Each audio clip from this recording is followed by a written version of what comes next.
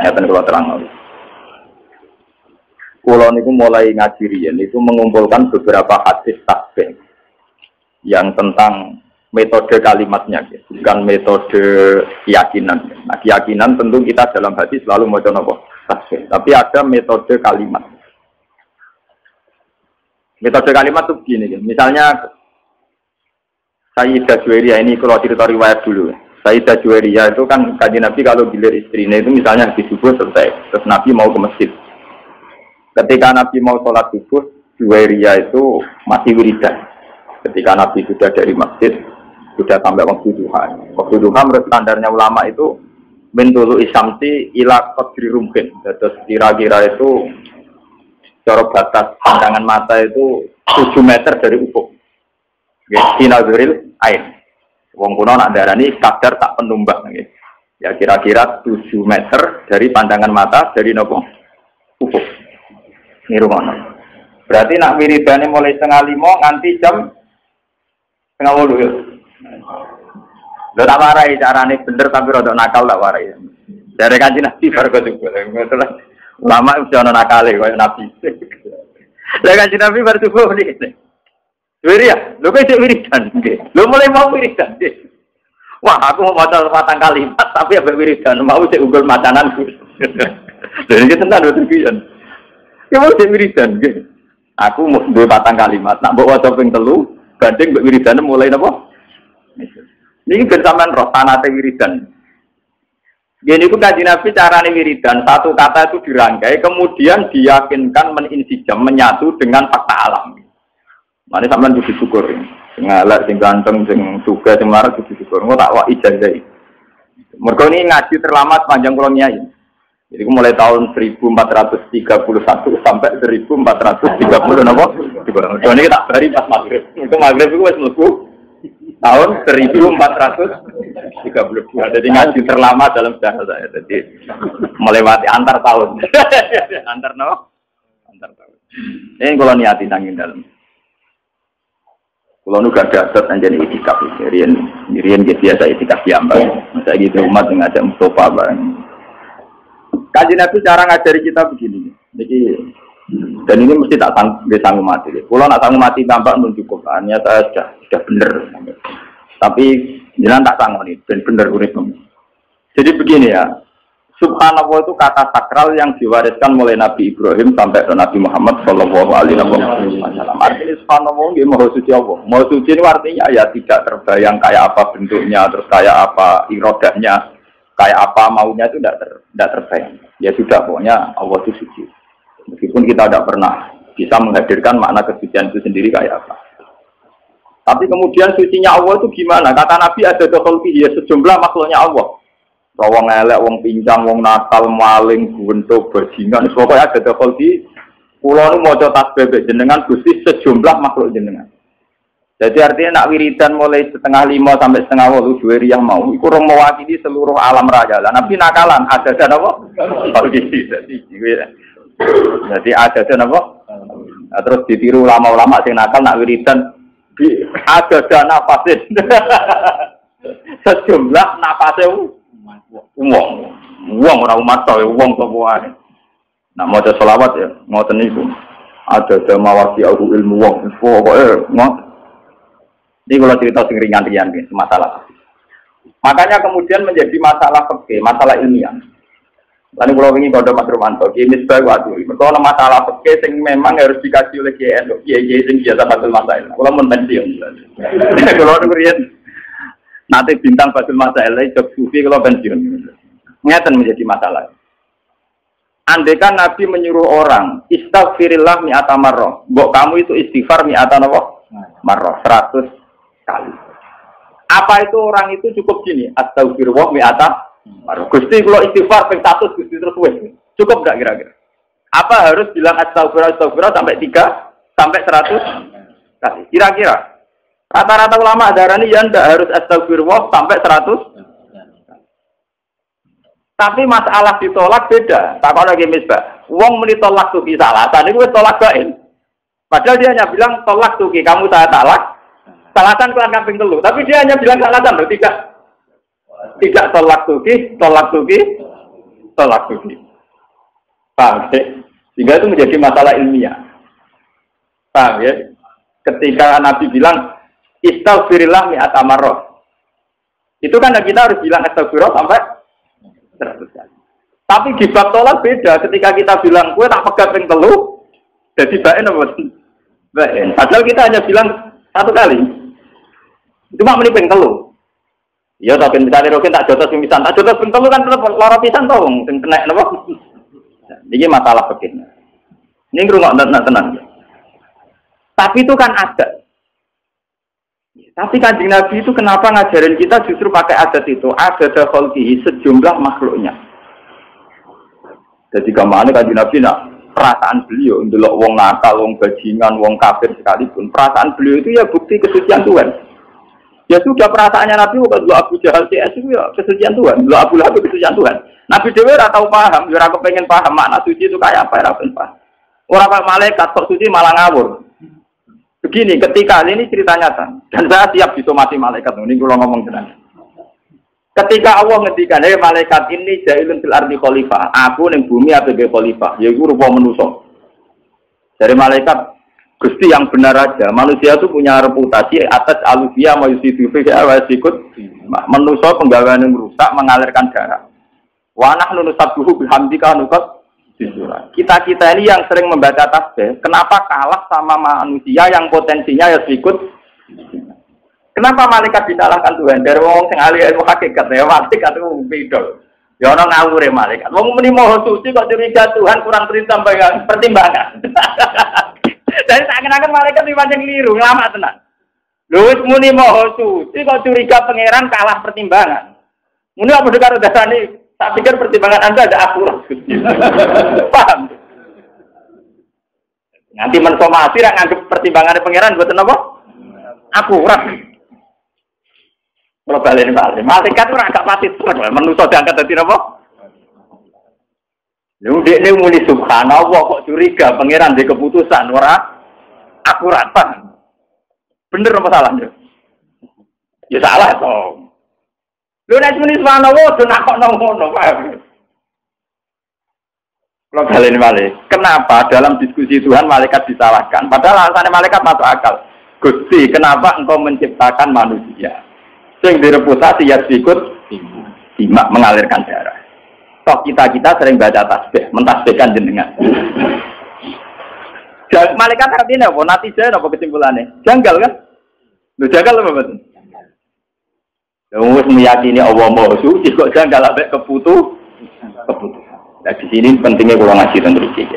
Kalau sampean sudah yakin Allah Maha Suci, tidak usah janggal terhadap keputusan Tuhan. Kau supaya mutasi lah dari pangeran itu ngersakno elek, tapi kok wong elek disiksa dilebokno neraka. Karep-karepe dhewe disiksa-siksa. Nah, kalau cara jadi pangeran gitu, lebih jagal-jagal mesti kok takokno aku.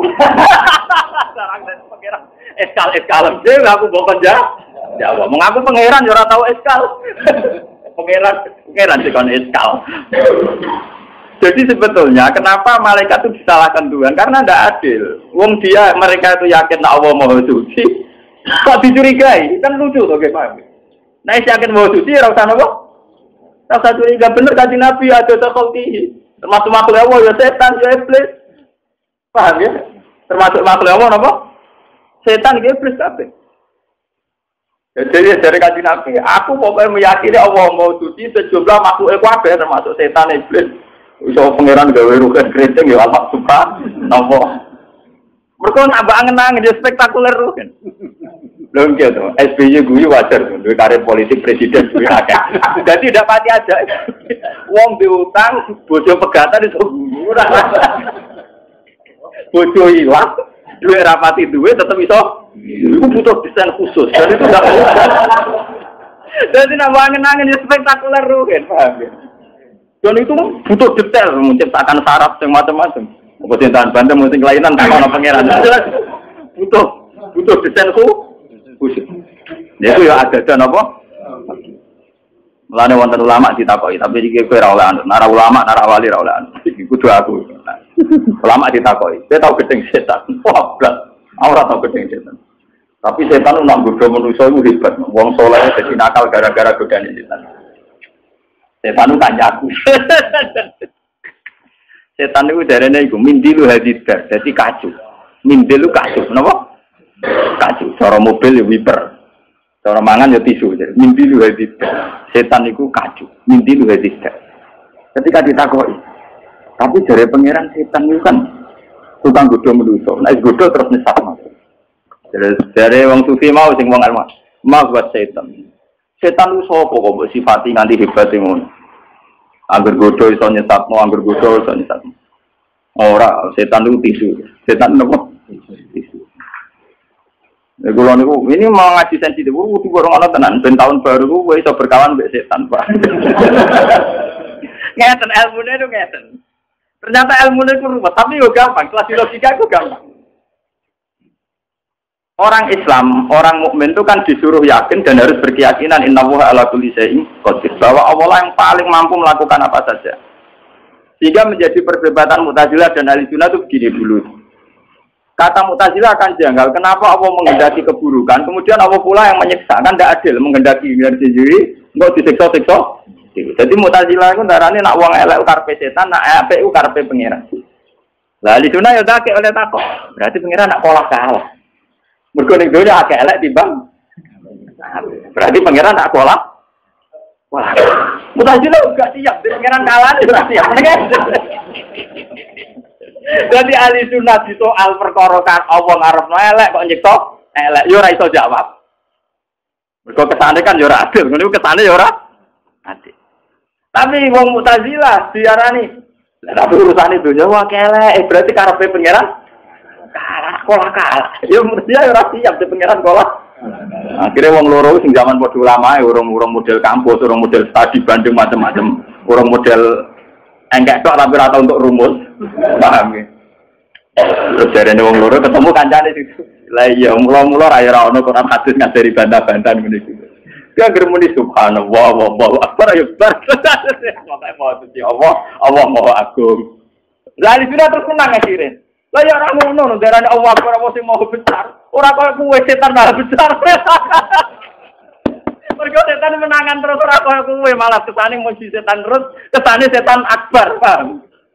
Kesane setan setan menangan terus idene kasil terus sing akbar napa? Setan. Mulane kula langgep setan yo mintilu hadidar. Cara kula nggih kasu. Sak kula nganggep setan ku kasu. Mulanya ada hadis antik dan ini menunjukkan ilmu hakikat. Suatu saat kan Nabi bilang, dan ini hadis sahih, tidak ada manusia kecuali digoda setan. Gitu ya? Wala anta ya Rasulullah juga digoda setan.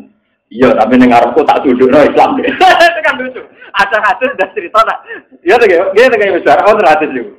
Iya, tapi nengarku setan tak dudukno. Jadi ini gelem nopo? Padahal lucu tuh setan kok gelem nopo? Itu maksudnya itu memang itu percaturan ilmu hakikat. Jadi memang di depan Tuhan itu ya setan ya dalam rencananya, manusia juga dalam rencananya, jin juga dalam rencananya. Jadi di depan Tuhan memang nggak ada masalah sama sekali. Ya subhanallah lagi wallahu akbar. Lo soal bingung karena kayak wong syariat dia monggo bingung tuh fitrah manusia dan itu sah. Jadi kau udah nyesal. Gus kalau selama ini kok iskal, itu fitrah manusia. Nah, uang iskal terus, radio dua ya iskal, dibujuk judes ya nopo, iskal, ambek konco dineng ya iskal. Nak manusia penggawean nopo, kalau Gunung Merapi ya iskal. Padahal Gunung Merapi nak protes, sayang di sini kamu yang nempat di kawasan saya. Aku masuk nih gonku dewe kok. Aku makan nih ngomong aku dewe. Misalnya Gunung Merapi ngomong lah sama apa? Aku makan nih ngomong aku dewe sing rene. Nggak kecuali aku mau romam lah aja. Aku ngomong aku dewe misalnya. Jadi ini memang masalah, makanya kalau sampai tidak, artinya gini ya, ini contoh dialek kecil antara Tuhan, setan, manusia, para nabi. Itu terus menjadi ilmu hakikat. Tapi ilmu hakikat ketika dibukukan pasti menyesatkan. Karena itu nanti kayak kasus Husain Al-Khalaf, kayak kasus Siddiq. Ya cukup ada ulama ngaji kayak gini. Bikin simulasi percontohan tidak usah dibukukan. Lalu memang nggak boleh dibukukan. Kemudian kita pakai mujmalnya saja yang pasti benar. Gini gue subhanallah, walhamdulillah, wallahu akbar. Selesai.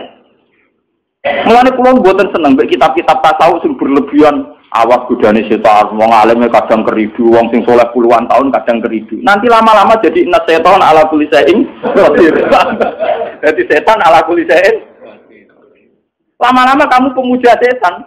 Mergo ning kono diceritakno ana ulama mulai cilik soleh nganti 20 tahun soleh. Dia murid ribuan. Wah semono yo kalah mbek godane. Dadi setan itu menangan, paham menapa? Malah ndase gede, mergo dipuji menangan, paham ya? Aku lah mau tak anggap isu dene. Ati cilik dene ngadepi aku kok tak anggap napa? Isu mindilu hadita. Dan itu lebih ringan bagi kita sebagai orang pecinta Allah itu lebih ringan. Subhanallah. Jadi cara kulon ketemu setan tak tahu kok iki yakin amin sing gawe sapa. Ya sing gawe aku ya Allah ya sampe ya apik setan apik. Termasuk setan apa? Makanya di Quran ya siapa saja yang di sini yang hafal Quran dengan ngaji saya itu harusnya ada janggal. Karena Quran sendiri beberapa kali ngendikan kama salis syaitani isqala lil insani fur falam maka qala inni bari'um minka inni aquwa rabbal alamin. Yes. Jadi setan ngongkon wong liya kan kafir, bar dene kafir, wetok sing kafir, aku ora melok kafir. Wetok sing kafir ora melok kafir. Alasan setan inni aquwa rabbal aku mesti tenan pikiran, aku tau ora. Bari ku setan mending ngene. Menuso cek gua ora tau ora swarga, ngono ambek pangeran mati matian. Aku tetep lho setan ora tau dino lho, piye lho. Setan ora tau mabuk, piye. Ora tau nyolong iki. Lah ya repot. Ora nek Quran nyontok, maka matalis setan isqala lil insani pun, tapi fala maka faro qala inni bari'um minka inni aquwa rabbal